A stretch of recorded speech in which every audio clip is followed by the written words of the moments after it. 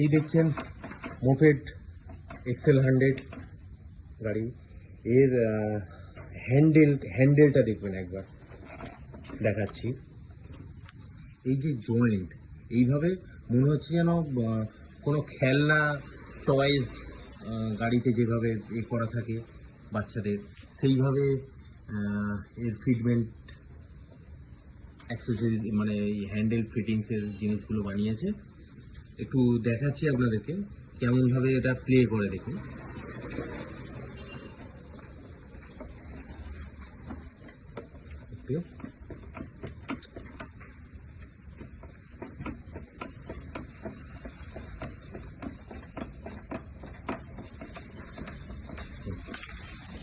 তো এইভাবে গাড়িটা প্লে করে।